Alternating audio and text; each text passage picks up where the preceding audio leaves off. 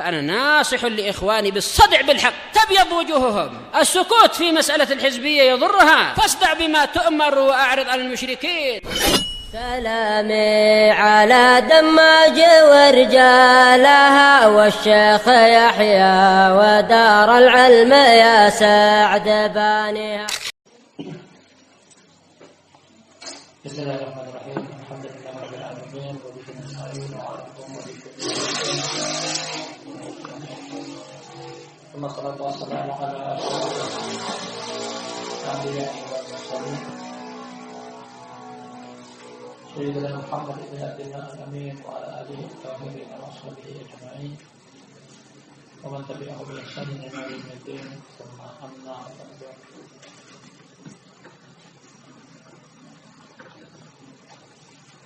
Ikhwan fillah wa akhwati fillah, a'azzani wa a'azzakumullah bi ta'atihi wa ibadatihi wa istiqamati fi dinihi. Barakallahu fikum jami'an. Kita akan lanjutkan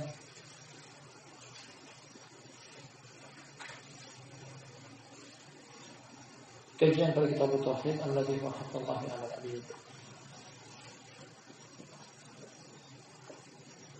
Pada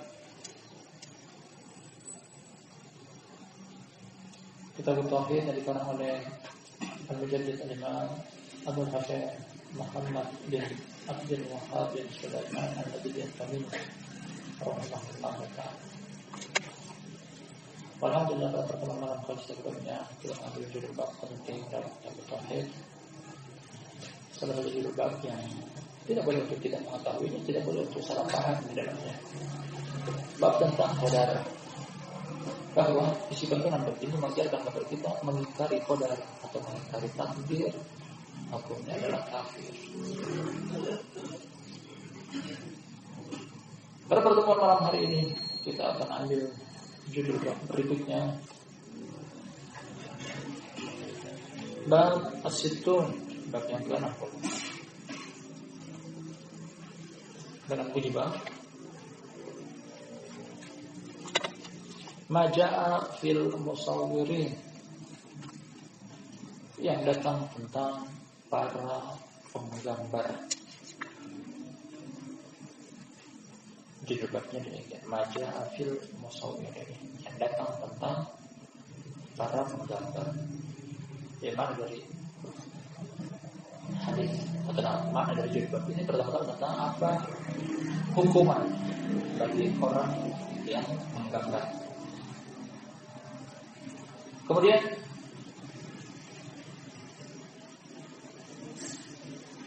yang dimaksud dengan gambar yang sedang kita kaji pada judul bab ini adalah terkhusus pada gambar dari makhluk yang bernyawa. Jadi tidak seluruh jenis gambar kita kaji dalam judul bab ini. Terkhususnya berkaitan dengan gambar makhluk bernyawa yang memiliki nyawa dari ciptaan Allah Subhanahu wa ta'ala. Seperti menggambar manusia, menggambar binatang, hewan, atau wujud yang dikarang-karang, seperti sebagian mereka menggambar katanya malaikat, gambar iblis dan bala tentaranya, gambar syaitan, atau yang sebenarnya diistilahkan dengan benda mati. Tapi dalam imajinasi seseorang dia menjadikan hidup. Sebagai kita baca demikian, gambar animasi, mobil dikasih mata, dikasih mulut, intinya mobil bernyawa. Sebagian buah-buahan diberikan, sebagian sifat-sifat yang hidup. Al-muhim ini akan kita kaji bagaimana. Apa hukumnya, seperti apa hukum orang yang menggambarnya? Apa hukumnya serta apa hukum orang yang menggambarnya?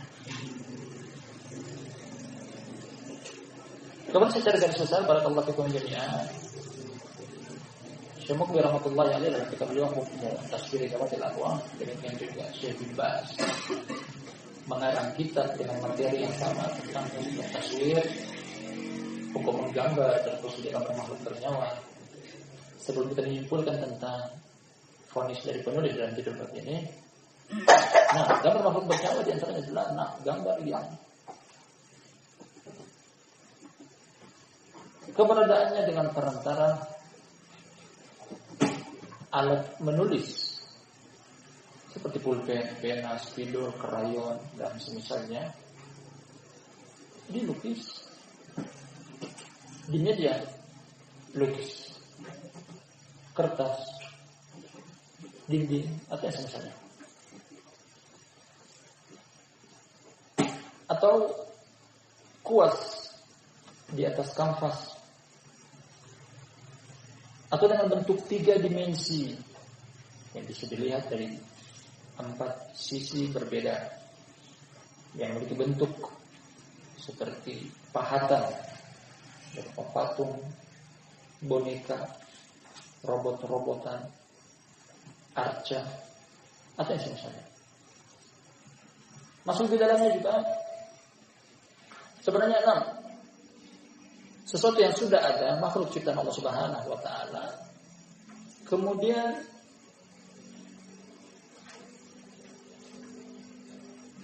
digambarkan dalam alat fotografi, kamera, dengan seluruh macam kamera dan jenisnya, pemotretan, fotografer, atau juga sesuatu yang sebenarnya dikopi, gambar yang sudah ada kemudian dikopi atau difotokopi. Nah, ini yang kita kaji di dalam apa hukumnya, bagaimana hukum orang, nah atau pelakunya.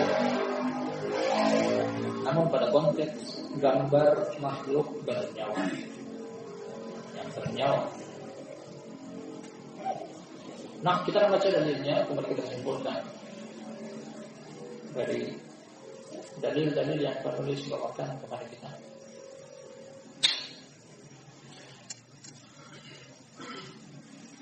Kita belum menyebutkan tentang keterkaitan antara judul bab ini dengan kitab tauhid secara garis besar. Akan kita dapatkan dari hadis, dan setelah kita akan menyebutkannya. Hadis yang pertama,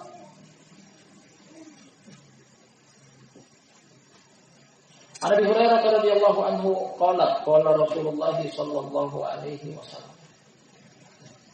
Kajian Ahlu Sunnah barakallahu fikum demikian di sini adalah qala Allah qala Rasul. Jangan pernah merasa bosan ketika hadir di kajian majelis kajian Ahlu Sunnah yang terdengar hanya perkataan Allah dari Al-Quran, perkataan Nabi sallallahu alaihi wasallam, hadis. Karena inilah fondasi agama Islam, Al-Quran dan hadis. Bukan perkataan guru, bukan perkataan ustaz, bukan perkataan kiai. Isinya adalah Al-Quran, isinya adalah hadis.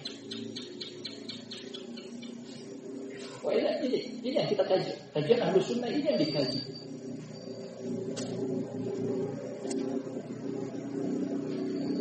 Kemudian ilmu hadis juga yang diajarkan oleh para ulama. Hadis ini adalah pemilik hadis, yakni sahabat yang bertemu dengan Nabi SAW menukilkan hadis kepada kita, kemudian redaksi hadis sampai meriwayatkannya. Dari sini bisa kita simpulkan bahwasanya hadis ini bisa dipakai dengan kategori sahih atau tidak bisa dipakai dari sisi lemah, dhaif. Seperti inilah kajian Ahlus Sunnah. Dari Abu Hurairah radhiyallahu anhu dia berkata, telah berkata Rasulullah sallallahu alaihi wasallam, qala Allah Ta'ala, berkata Allah yang Maha Tinggi. Artinya ini adalah hadis qudsi. Hadis dengan kategori hadis qudsi. Artinya Nabi sallallahu alaihi wasallam menyampaikan kepada kita perkataan Allah selain Al-Quran. Al-Quran adalah perkataan Allah, hadis qudsi adalah perkataan Allah, namun lain daripada Al-Quran karena memiliki hukum yang berbeda. Al-Quranul Karim datang dengan 8 metode sampai kepada Nabi Sallallahu Alaihi Wasallam yang terperinci dengan bahwasanya terkadang Al-Quran Allah Subhanahu Wa Taala langsung memasukkan ke dalam benak beliau, hati beliau. Terkadang juga melalui perantara malaikat Jibril. Perbedaannya dengan hadis qudsi, adapun hadis qudsi adalah hadis yang langsung Nabi Sallallahu Alaihi Wasallam meriwayatkan dari Allah. Perbedaan lain dari segi ta'abbud beribadah dengannya. Al-Quranul Karim boleh dibaca di dalam sholat dan setiap satu hurufnya mendapatkan pahala 10. Boleh dibaca dalam sholat. Satu huruf yang dibaca dari Al-Quran mendapatkan pahala 10. Dalam hadis Ibnu Mas'ud, riwayat Imam Tirmidzi, kata Nabi Sallallahu Alaihi Wasallam, "Man qara'a harfan min al-Quran falahu asyru amsalihah." La aqulu alif lam mim harfun walakin alifun harfun wa lam harfun wa mimun harfun. Yang artinya kata Nabi Sallallahu Alaihi Wasallam, barang siapa yang membaca satu huruf di dalam Al-Quran dia mendapatkan pahala 10 kali lipat. Aku tidak mengatakan bahwasanya alif lam mim adalah satu huruf, bahkan alif satu huruf, lam satu huruf, mim satu huruf. Dia baca satu ayat dalam Al-Quran yang berbunyi alif lam mim tadi mendapatkan 30 pahala.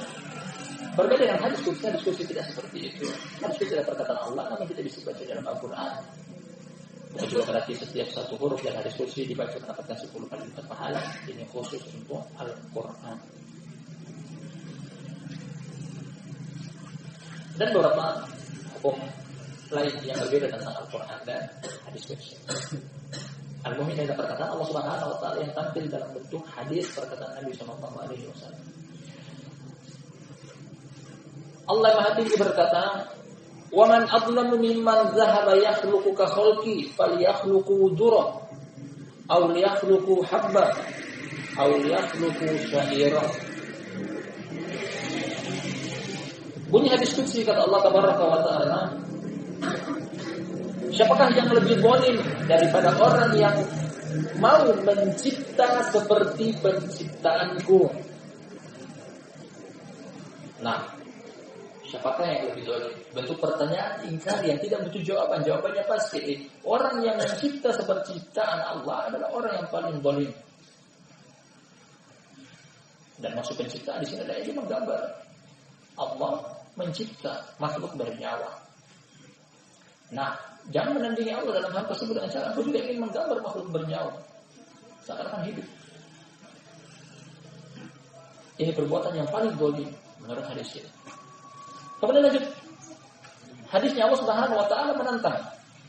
Kalau seandainya kalian memang mau dan mampu akan hal tersebut, falyakhluqu dzurra wal yakhluqu habba wal yakhluqu sya'ira. Kalau begitu ciptakanlah biji sawi, unsur terkecil dari makhluk. Ciptakanlah biji-bijian tepung. Ciptakanlah biji-bijian gandum.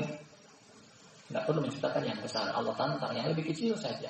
Kalian bisa menciptakan biji-bijian tepung atau biji-bijian gandum. Nah, tidak ada yang mampu. Kalau begitu jangan mencipta sebagaimana ciptaan Allah Subhanahu Wa Taala. Nah, ini hakikatnya menandingi.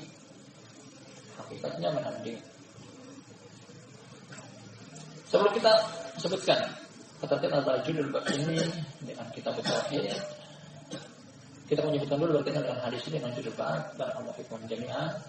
Hadis pertama menyimpulkan kepada kita tentang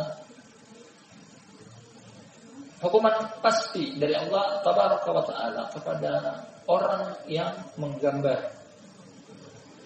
Nah, pertama dari hadis ini bahasanya orang yang menggambar terkhususnya gambar makhluk bernyawa, wailah tidak semua gambar terlarang. Yang dilarang adalah gambar makhluk bernyawa. Gambar selain itu silahkan, gambar rumah, gambar pohon, gambar mobil, pemandangan. Nah, dari ciptaan Allah yang tidak memiliki nyawa, akan datang nanti penjelasannya. Yang terlarang adalah gambar makhluk bernyawa dan divonis dari hadis ini Allah sendiri yang memvonisnya bahwasanya orang tersebut adalah orang yang paling zalim, tidak ada yang lebih zalim daripada dia.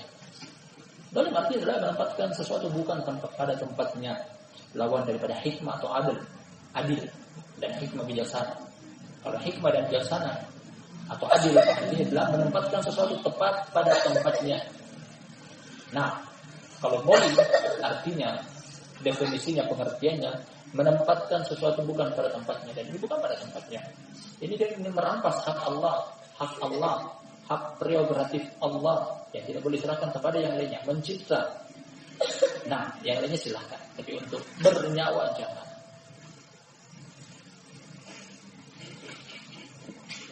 Dari sisi vonis atau hukum yang ditunjukkan oleh hadis ini berkaitan dengan judul bab adalah, nah Allah Subhanahu wa taala menantang.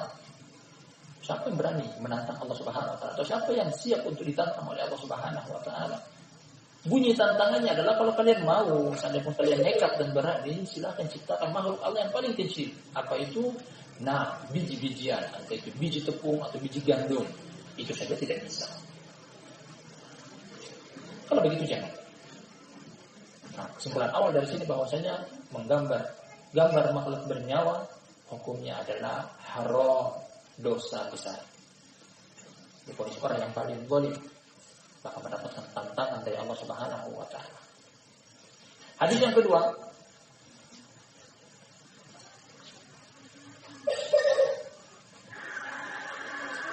kedua, kata penulis, walahuma an Aisyah radhiyallahu anha anna Rasulullah sallallahu alaihi wasallam qala. Nah, kali ini redaksi yang sama. Kalau sebelumnya kita telah akhrajahu ya, hadisnya riwayat Imam Bukhari dan Imam Muslim, tidak diragukan tentang kesahihannya, hadisnya sahih. Dalam hal ini tidak ada penyelisihan, tidak ada perselisihan pendapat. Gambar makhluk bernyawa adalah haram. Yang berpendapat selain daripada ini dia salah. Nah, hadisnya jelas, Imam Bukhari dan Imam Muslim, kaum muslimin sepakat. Pasti ketika hadis datang dari riwayat Imam Bukhari dan Imam Muslim, hadisnya sahih, tak terbantahkan. Tidak pantas berselisih dalam permasalahan seperti ini. Tidak ada ijtihad dalam permasalahan seperti ini. Hadis yang kedua juga datang dari riwayat yang sama Imam Bukhari dan Imam Muslim. Dari sisi redaksinya, ada perawi hadisnya adalah Aisyah, istri Nabi Shallallahu Alaihi Wasallam, semoga Allah meridainya. Bahwasanya Rasulullah Shallallahu Alaihi Wasallam beliau berkata, Asyadun nasi adaban yawmal qiyamati alladziina yudahi'una bi khalqillah. Bunyi hadisnya dari hadis Aisyah riwayat Imam Bukhari dan Muslim, kata Rasulullah sallallahu alaihi wasallam, orang yang paling pedih siksaannya pada hari kiamat adalah orang-orang yang menandingi ciptaan Allah. Orang yang paling pedih siksaannya, ancaman. Artinya tidak ada yang lebih pedih siksaannya pada hari kiamat di sisi Allah daripada ini dia, orang yang menandingi ciptaan Allah. Maksud menandingi ciptaan Allah adalah sama dengan hadis yang di atas. Dia mau menggambar, karena khususnya gambar makhluk bernyawa. Jadi gambar bukan sepele. Yang kau menggambar, khususnya gambar makhluk bernyawa, sama saja yang kau mencipta. Mencipta adalah hak prerogatif Allah Subhanahu wa taala, jangan dirampas. Kalau kau merampas hak Allah Subhanahu wa taala, tahu sendiri akibatnya. Terancam dengan siksaan yang paling besar. Menggambar makhluk bernyawa, nah, terancam dengan siksaan yang teramat pedih. Hadis yang kedua pun memberikan makna kepada kita bahwa menggambar makhluk bernyawa hukumnya adalah haram.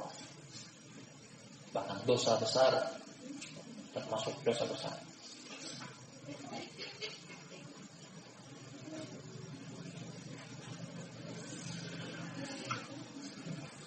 Yang ketiga, hadis yang ketiga,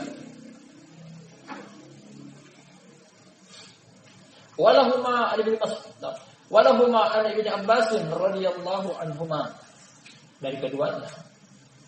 Perhatikan hadis-hadis yang datang dalam bab ini dengan kekuatan hadis yang tidak ada keraguan dan kebimbangan. Hadisnya sahih, Imam Bukhari dan Imam Muslim. Yang berselisih dengannya, nah berselisih pada perkara yang diketahui secara darurat dalam agama Islam. Gambar makhluk bernyawa seperti ini hadis. Imam Bukhari dan Muslim dari sahabat Ibnu Abbas, semoga Allah meridainya, kata dia, sami'tu Rasulullah sallallahu alaihi wasallam yaqul, aku pernah mendengar Rasulullah sallallahu alaihi wasallam beliau berkata, kullu musawwirin finnar yuj'alu lahu bi kulli suratin sawwaraha nafsun yu'adzabu biha fi jahannam. Nah, kita hadisnya. Ibnu Abbas mengatakan, aku pernah mendengar Rasulullah SAW beliau berkata, setiap tukang gambar di neraka, bukan seluruh gambar terlarang, yang dimaksud adalah gambar makhluk bernyawa, yang bernyawa. Dijadikan dari setiap gambar yang dia menggambarnya nyawa, gambar yang dia dalam imajinasinya dia bergambar bernyawa, ini dijadikan sebagai wujud yang hidup. Kemudian dia akan disiksa dengan setiap gambar tersebut di neraka jahanam. Akan disiksa dengan wujud gambar tersebut di neraka jahanam. Gambar yang tadinya tidak hidup akan menjadi hidup di hari kiamat. Kemudian disiksa dengan gambar tersebut. Dengan kandungan pelajaran yang sama, hadis ini pun menggambarkan tentang haramnya menggambar makhluk bernyawa. Maka termasuk dosa besar karena terancam dengan ancaman yang seperti yang kita baca dalam hadisnya, siksaan di neraka.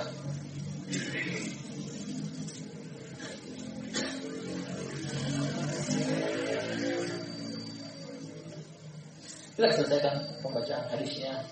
Kita akan simpulkan judul bab ini berkaitan dengan kitab tauhid secara garis besar. Walahuma anhu marfu'an.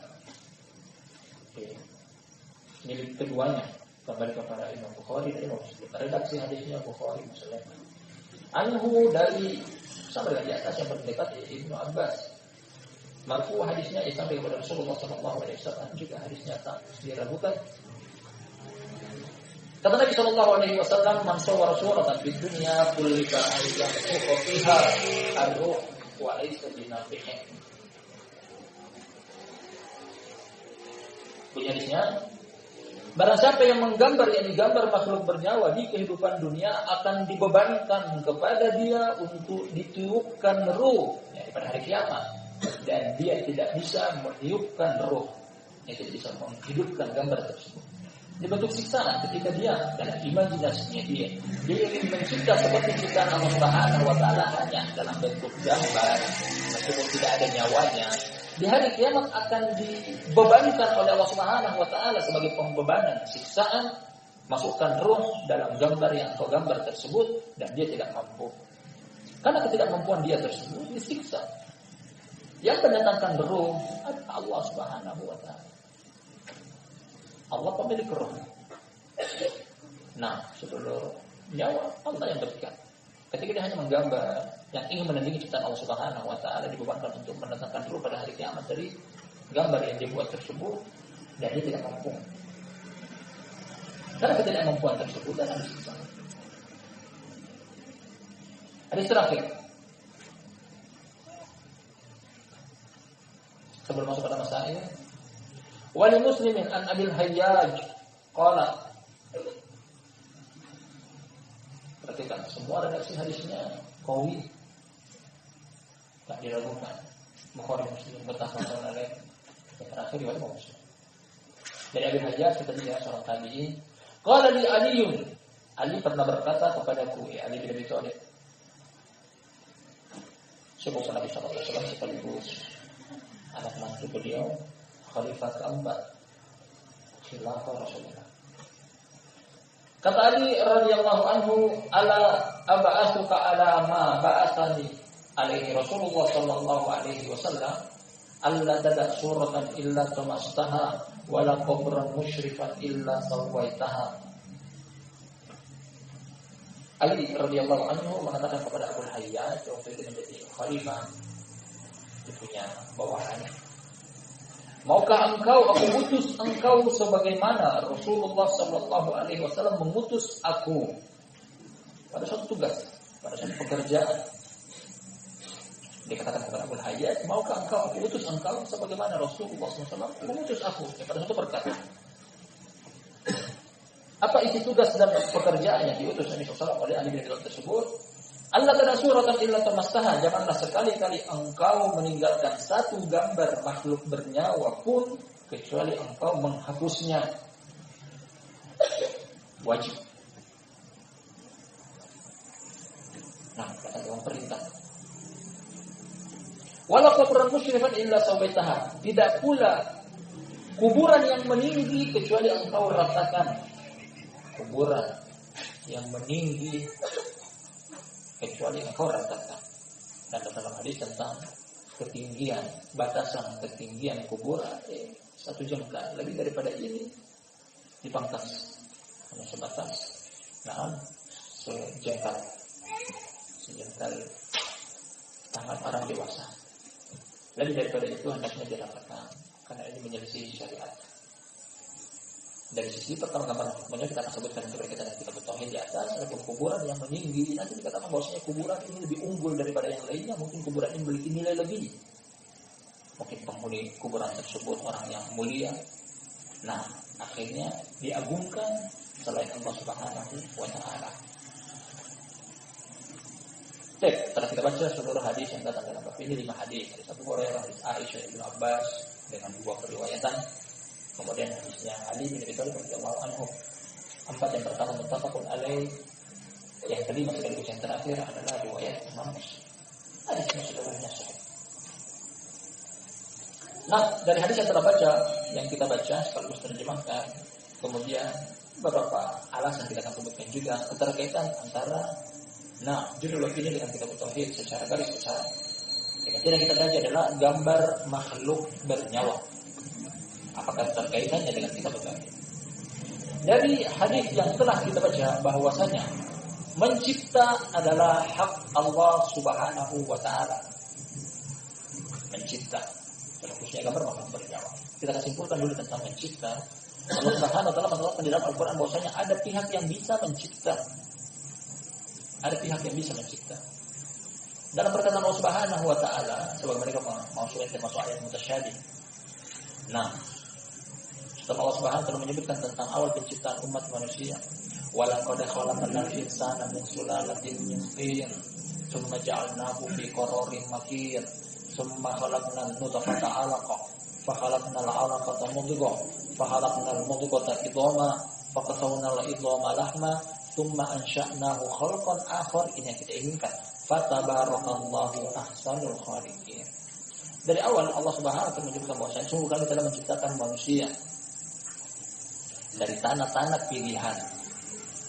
Kemudian kami tempatkan dia di tempat yang terjaga, yakni rahim. Awal penciptaan umat manusia dari pilihan tanah. Nabi Adam dipilih oleh Allah Subhanahu wa Ta'ala dari beberapa tanah di permukaan bumi. Kemudian secara turun-temurun generasi demi generasi terlahir generasi baru dari rahim, terjaga di rahim yang terjaga kekuatannya.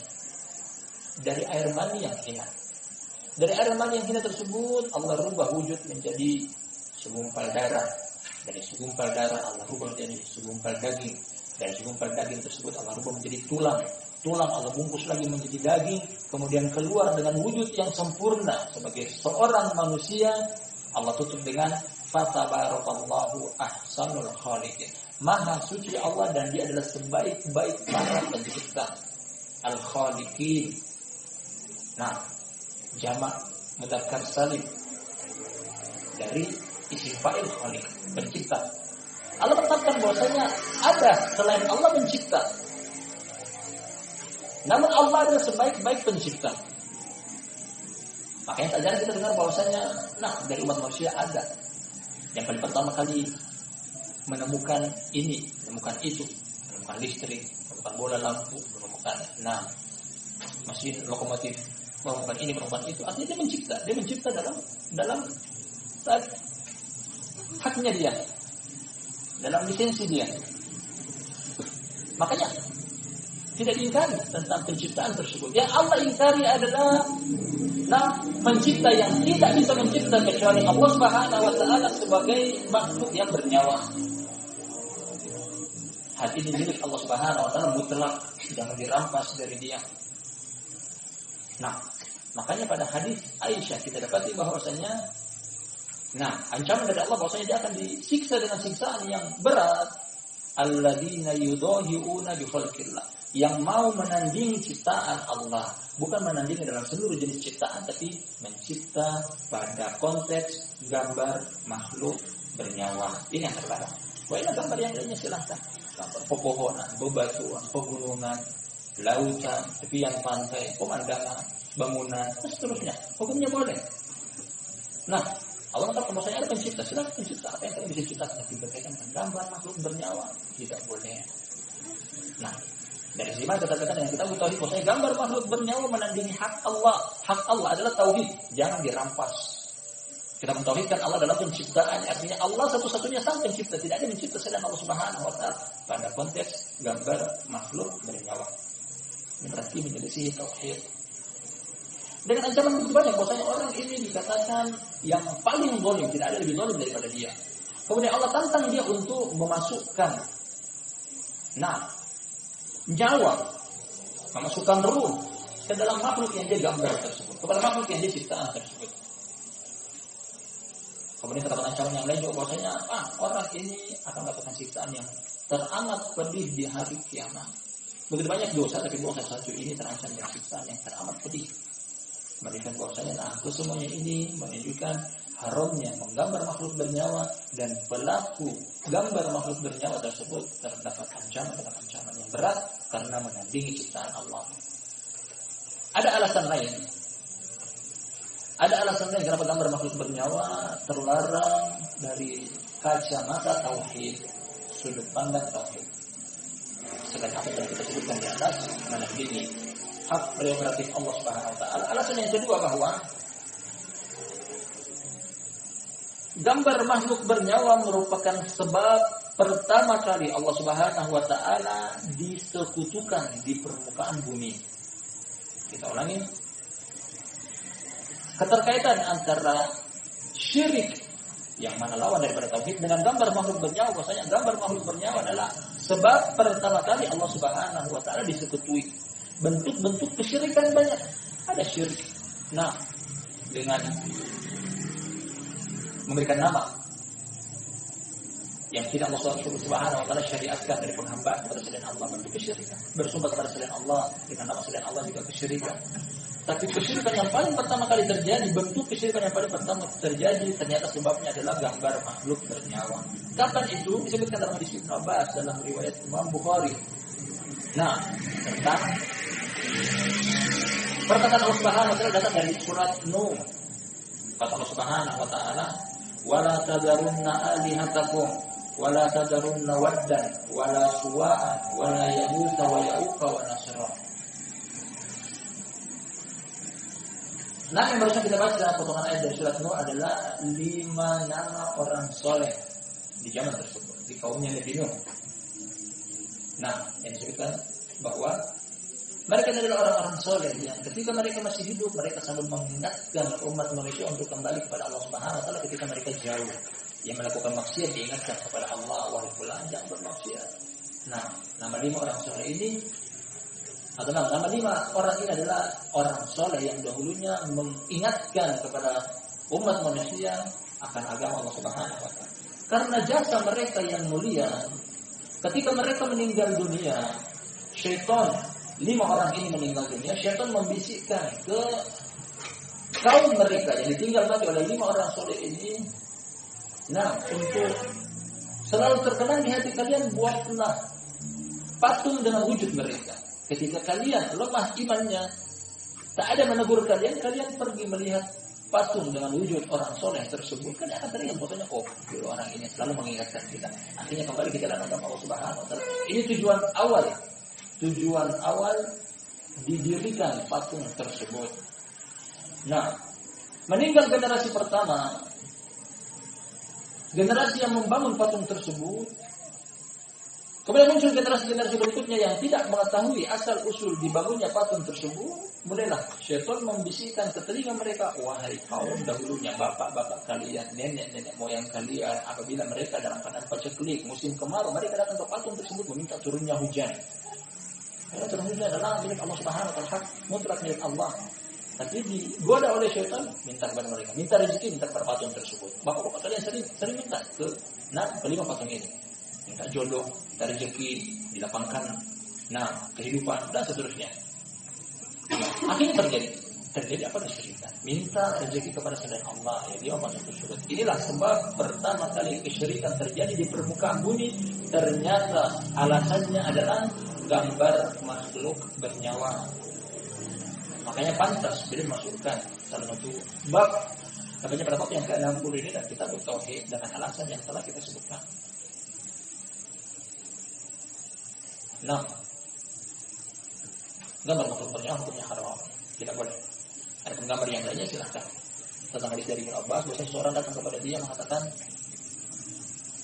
nah, aku berprofesi semacam membuat mainan anak-anak, berupa orang-orangan. Kemudian Ibnu Abbas mengatakan bahwasanya, nah, menyampaikan hadis semacam ini, dilarang gambar makhluk bernyawa. Ibnu Abbas memberi saran bahwasanya seandainya pun engkau mau membuat gambar, mau membuat wujud, nah, wujud ciptaan Allah tapi tanpa nyawa, sesuatu yang tidak bernyawa, seperti pepohonan, bebatuan, dan semisalnya. Adapun gambar makhluk bernyawa terlarang dari hadis yang telah kita baca. Ya, artinya barakallahu fikum jami'an, mengkaji tentang gambar dan dalam tauhid artinya adalah gambar makhluk yang bernyawa. Selain daripada yang bernyawa, hukumnya boleh. Dan cara kita simpulkan di depan bahwasanya dimaksud pada materi gambar makhluk bernyawa apa yang ditetapkan oleh Syekh Muqbil bin Hadi Al-Wadi rahmatullahi alaihi pada kitab beliau Hukum Taswir Tawatul Arwah, hukum gambar makhluk bernyawa, dan Syekh bin Baz juga dalam tulisan dengan materi yang sama, Mutaswir. Nah, dimaksud adalah menggambar dengan alat gambar, pulpen, spidol, stabilo, pensil, di lembaran kertas atau di media tulis. Masuk juga di dalamnya, kuas, menggambar dengan cat, lukis di atas kanvas. Masuk di dalamnya juga pengambilan gambar dengan alat fotografi kamera. Dan seterusnya. Masuk juga di dalamnya mengkopi gambar yang sudah ada. Mengkopi gambar yang sudah ada, dan ini semuanya termasuk dalam materi yang sudah kita kaji, terlarang pada gambar makhluk bernyawa. Termasuk juga ada sebagian orang datang dengan syubhat yang kata Allah Subhanahu wa taala, auha min baitil ankabut, syubhat yang lebih lemah daripada sarang laba-laba. Lebih lemah daripada sarang laba-laba. Mengatakan bahwasanya yang terlarang adalah gambar yang nabit, yang gambar yang baku. Ada video yang bergerak ke sana dan kemari tidak termasuk gambar. Orang ini tidak paham dengan wakil, tidak paham dengan realita dan kenyataan. Wa ila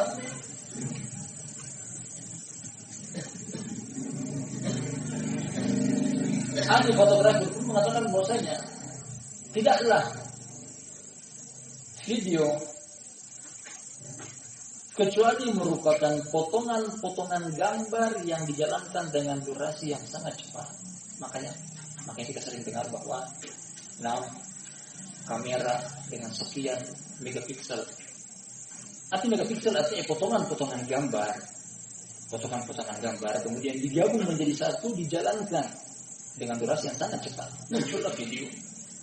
Itu video televisi, itu juga termasuk gambar makhluk bernyawa yang terlarang, haram, hukumnya tidak boleh. Sebagaimana haramnya gambar, haram juga video. Baik itu di televisi atau dengan HP kamera, hukumnya sama.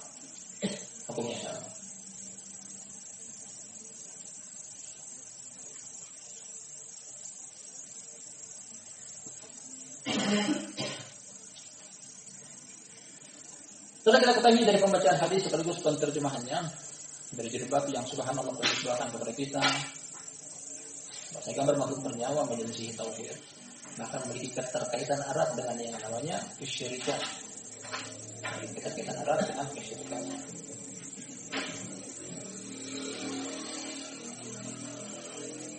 Termasuk juga selain dari apa yang kita sebutkan di depan, Sudah ada kita sebutkan di depan agar tidak ada kesamaran dalam tapi tidak ada kerancuan yang dimaksudkan gambar makhluk bernyawa dalam menggambar dengan pulpen tangan. Nah, dilukis di atas kanvas dan menggunakan kuas, menggunakan alat fotografi zaman sekarang, kamera dan misalnya. Kemudian gambar sudah ada di kopi. Nah, seluruhnya sama. Membuat patung arca dengan 3 dimensi, hukumnya juga sama. Satu lagi yang kita katakan adalah termasuk barakallahu fikum mainan anak-anak. Mainan anak-anak. Dan terkadang sebagai orang mengatakan bahwasanya ini kita katakan bahwasanya syubhat yang auham yang betul angkabut. Syubhat yang lebih rapuh daripada rumahnya, sarangnya laba-laba. Mengatakan bahwasanya mainan anak-anak hukumnya boleh. Dengan alasan bahwasanya Aisyah radhiyallahu anha dia pernah bermain mainan anak-anak berupa olahan tangan dia sendiri. Berbahan kain digulung-gulung, dilipat-lipat, dilinting-linting menjadi semacam kuda bersayap, sebenarnya seperti burung. Dalam satu hadis dalam Sahih, Aisyah radhiyallahu anha pernah membuat mainan seperti itu. Nabi SAW masuk ke dalam rumah melihat bahwasanya Aisyah memiliki mainan. Kemudian beliau bertanya, ya Aisyah mahadi, wahai Aisyah apa ini? Dia mengatakan bahwasanya, semacam kuda, jawabannya adalah kuda. Beliau sedikit menyindir sambil tersenyum, kuda bersayap. Kemudian Aisyah menjawab, bukankah buruk adalah kuda yang bersayap? Beliau tertawa dan tidak mengingkari, menunjukkan tentang beliau menyetujui mainan Aisyah tersebut. Datang dalam sebagian riwayat juga dalam Sahih bahwasanya Aisyah radhiyallahu anha memiliki semacam rumah-rumahan kecil, semacam bingkai rumah ditempel di tembok rumah dia. Kemudian dalam mainan tersebut terdapat ini yang kita sebutkan tadi semacam mainan olahan tangan dia sendiri yang dia letakkan di rumah-rumahan mainan dia tersebut. Nabi SAW melihatnya dan tidak mengingkarinya. Artinya terdapat persetujuan. Dari semacam ini mereka mengatakan bahwasanya boleh untuk memberikan kepada anak-anak mainan berupa semisal boneka, robot-robotan, orang-orangan dan semisalnya. Kita katakan orang ini nggak paham dengan perkataan para ulama dalam hal semacam ini. Hukumnya sama. Ketika dia ada gambar makhluk bernyawa, hukumnya sama.